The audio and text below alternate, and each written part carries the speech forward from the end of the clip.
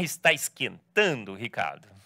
Pois é, isso não é verdade, né? Porque a gente não sabe, simplesmente isso, tá? De fato, porque a atmosfera que nós estamos estudando no planeta é extremamente gigante, ela é extremamente extensa, apresenta um monte de particularidades conforme as regiões.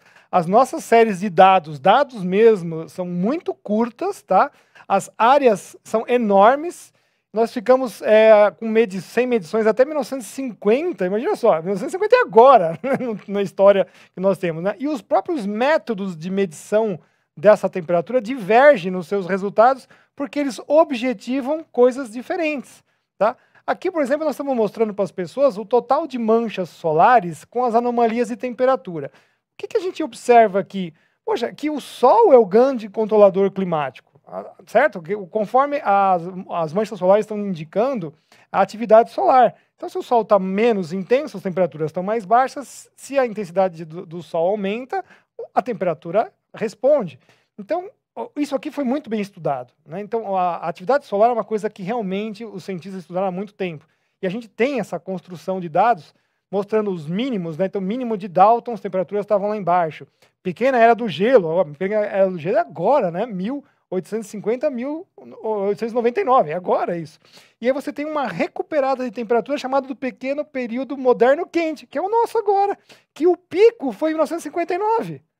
Que aconteceu? Está caindo agora. Está caindo. Então, em 1959 é o Ano Geofísico Internacional, um evento mundial que foi estendido até 59 porque os cientistas falaram, o Sol está no seu máximo, vamos aproveitar que está todo mundo monitorando as coisas no planeta para entender. E dali em diante, a gente só vê caindo.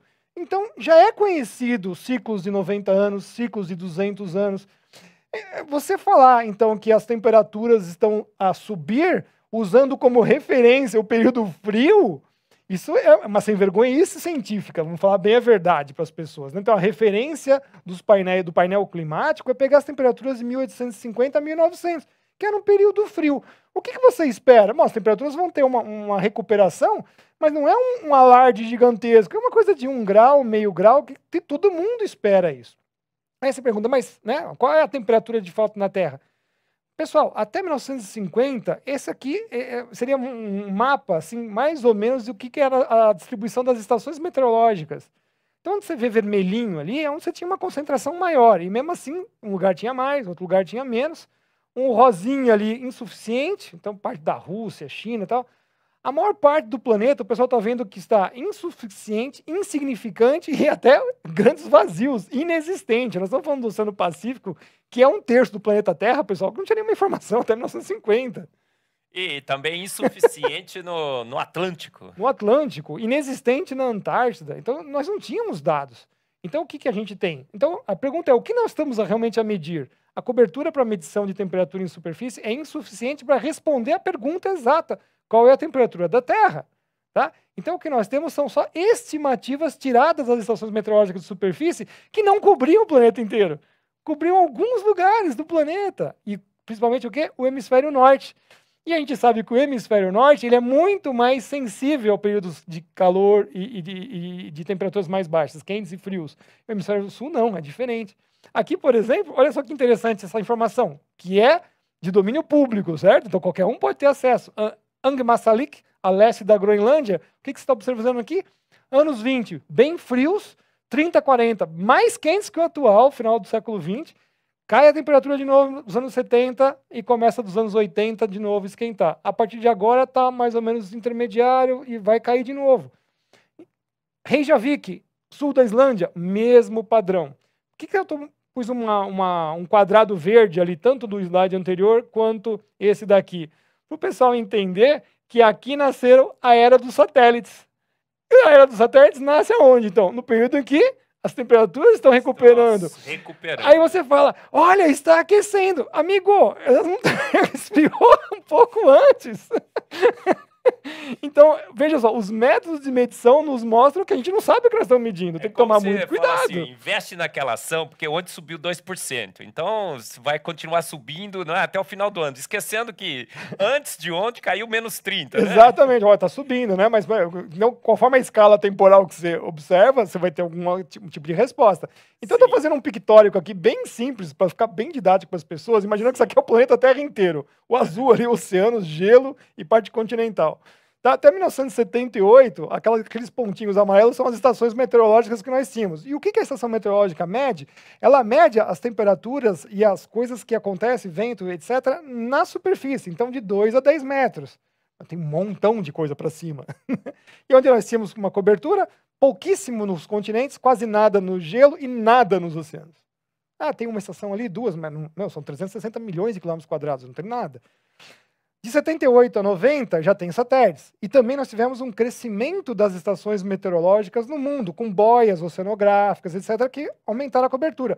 Mas esses objetos estão medindo coisas diferentes. As estações estão medindo a atmosfera da superfície.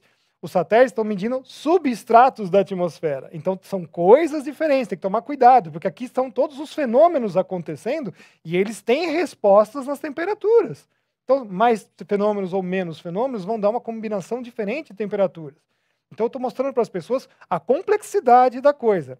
E aconteceu o que depois de 1990? Um fenômeno global. Resolveram tirar todas as estações meteorológicas de superfície. Reduziu-se absurdamente o número de estações meteorológicas de superfície. No Brasil, durante o governo Collor de Mello, fechou-se estações meteorológicas no Brasil inteiro. A gente já não tinha e fechou. Então você muda a partir de 1991 e confia muito mais nos dados remotos de satélite, que não estão a medir a mesma coisa, superfície e substratos, e a partir dali começa a se fazer uma avaliação. Então eu tenho que tomar muito cuidado com isso, porque entre 78 e 1990, que é o período que as duas coisas estavam trabalhando mais ou menos juntas, o que os cientistas concluíram naquela época?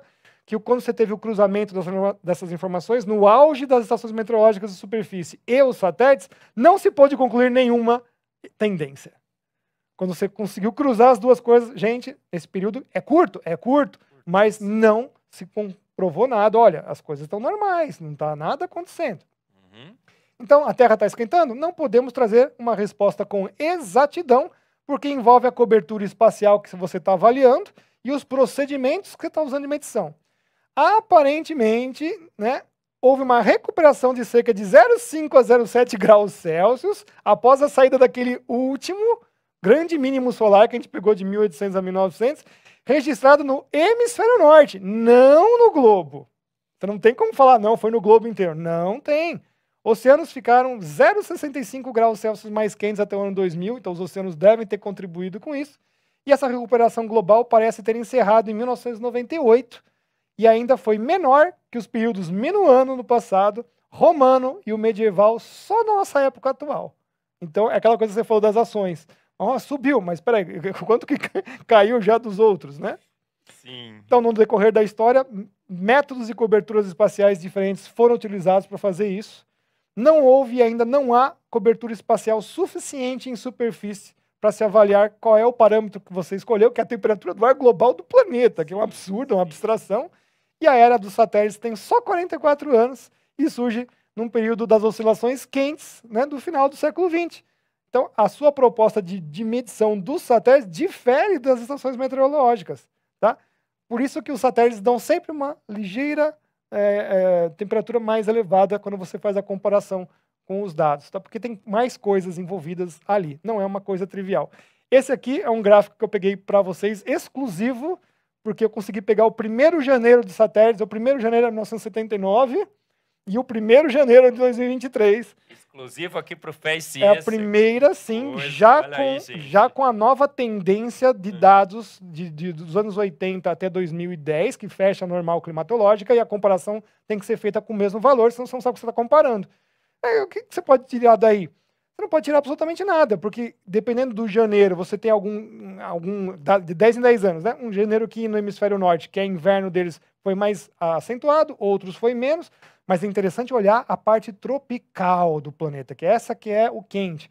79, a parte tropical, vocês estão vendo azul, estava um pouquinho mais frio que o normal. Olha agora 2023. tem uma cara muito semelhante da parte tropical de 1979. Inclusive, é interessante quando você compara também 23 com 93, que a Antártida, as temperaturas estão caindo bastante, está mostrando ali, inclusive, que a anomalia está negativa, mas em 93 estava positiva, você tem uma oscilação diferente ali. E assim que é a beleza de se estudar isso. Você olha, essas coisas estão acontecendo. Olha 83, que interessante como o Pacífico estava bem acima das temperaturas, presença do El Niño. Quer dizer, um fenômeno que realmente mexe com as temperaturas globais e mexe com o clima global. Está ali a prova. Né? Então, esse janeirão aqui que a gente colocou para os nossos telespectadores, cada janeiro aí desses anos, mostram como as anomalias variam bastante. Tem um período que pode estar mais frio, pode estar mais quente, mas o interessante é observar a parte tropical, que é onde você tem aí a grande temperatura. Então, olha só, o tamanho do planeta, 510 milhões de quilômetros quadrados, né? Nos mais variados tipos dominantes de cobertura, oceanos com 320 milhões de quilômetros quadrados, gelo, terras áridas. Aí você está falando assim, ó, está variando a temperatura 0,0 não sei o quê. Gente, o planeta varia a temperatura de 58 positivo, que pode chegar até 70 graus Celsius no Saara, a menos 89 graus Celsius, já chegou a menos 93 na Antártida. Você fala que você está tirando uma média, aquela brincadeira que eu falei, é a média do seu umbigo. Essa informação não tem nenhum valor científico, tá? E essa aqui é legal, porque também pela primeira vez eu vou falar isso, porque, sabe, fica assim preso na garganta, agora eu vou falar. Pode falar. Aqui pode falar? Então tá aqui, ciência, a gente quer ouvir a verdade. Essa suposta temperatura média global, ela está oscilando entre 14 e 15 graus Celsius. 14 e 15 graus Celsius é alguma coisa quente? Não, é frio, todo mundo é frio. Fala para um carioca disso. A Terra tem uma temperatura média fria. O que vocês estão fazendo um escândalo sobre esse assunto?